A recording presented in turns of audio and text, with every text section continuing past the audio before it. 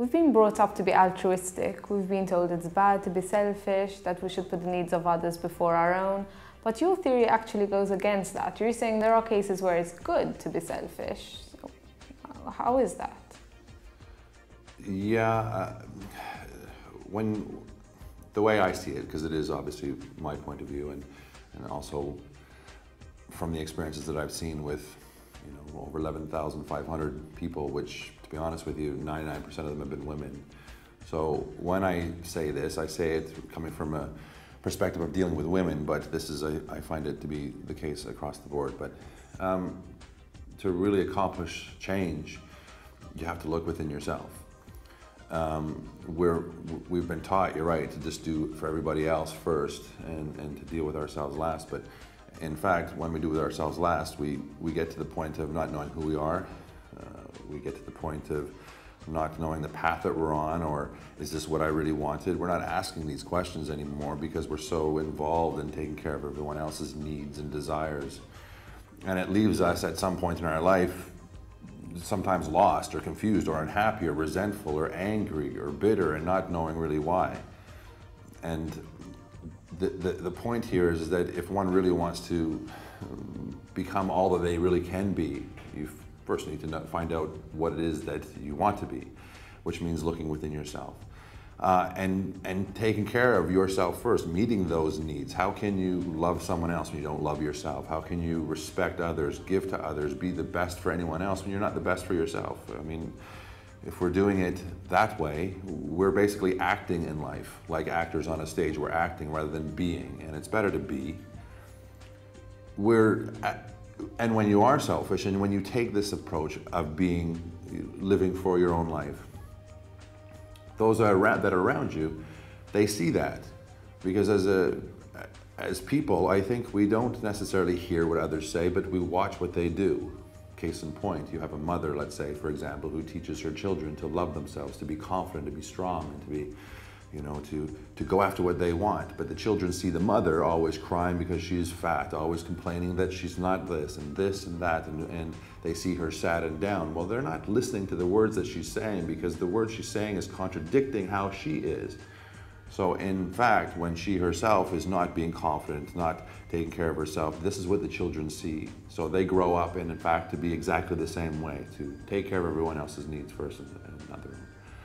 So I think that when we are selfish, and it's not a bad thing to be selfish. We came into this world alone. We ultimately have to be true to ourselves. So we need to take care of the things that are important to us. We value who we are, which is a huge aspect in being selfish, is to learn about value and self-respect. And in that we can also become lightning rods or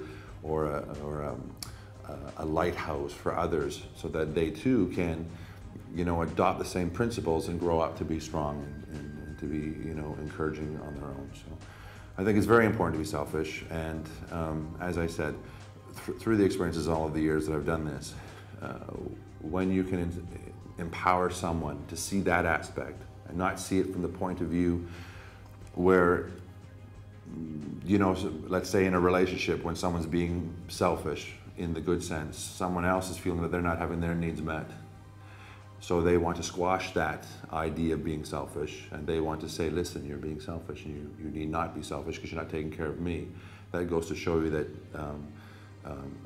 the power of being selfish and the power of taking care of oneself also can intimidate another person, and they too are seeing a reflection of what they're not, which is why it's so important to be this way, so that obviously even in a relationship that you have two people taking care of their own needs, not first, but yes, first, so that they can actually meet each other's needs and fulfill a great relationship. It's interesting that you say that 99% of the people coming to you about this are women. Do you think women have a harder time being selfish than men? Do you think we've been taught to be altruistic more than men have? Yeah, women do, without a doubt. I think it's conditioning, the way that they're raised. I mean, you're going back years and years and years, women never really had a lot of power, so to speak, or, I mean, they've always had power. They just were never allowed to really tap into it or use it because, it's kind of been a man's world. So they were, maybe pushed down a bit. So, yeah, like they've been raised to this culture where they've got to take care of the children. This is their job. They got to take care of the man. They got to take care of everyone else. And so they naturally have been conditioned to not put themselves first, where men have been conditioned to be the takers, to receive all of these things and go out and hunt, you know, and to live this life where they can, you know, they accomplish, they make all the things happen. And so it's a little bit, it's not right, it's not equal, and it really isn't the way things really should work as far as I'm concerned. I find men, I mean, obviously we're wired differently, and what I notice about men is that men, when they have, you know, frustrations or anger or anything that affects them mentally or in any way whatsoever, they take their issues and they force them out, they project them out. So for example, you see a man who's angry, he can punch a wall, he'll get into his car and he'll squeal his tires. You know, he'll go to a bar, drink, and get into a fight. It's always taking his aggression outwards, where women, on the other hand, will do the opposite. They will take that feeling and they will hold it within themselves, and it doesn't go anywhere but to themselves, so they implode. They eat food in the closet, you know, they closet drink, they beat themselves up, they self-talk themselves in a negative way, and they beat themselves down.